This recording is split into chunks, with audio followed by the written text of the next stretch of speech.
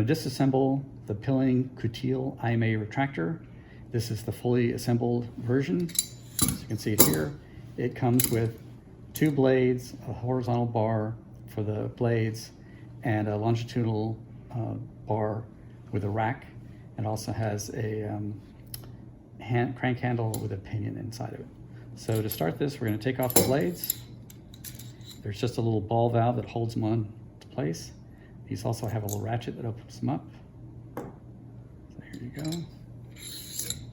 Pull them up just so you can see. There they are.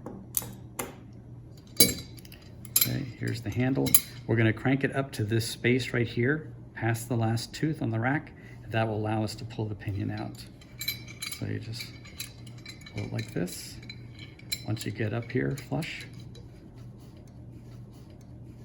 the pinion comes right out. The bar lifts off. Got those pieces.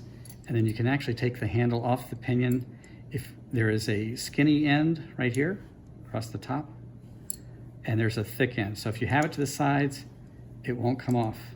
But if you have it right in line, then it comes right out, okay? You got the 2 pieces, the pinion and the crank handle.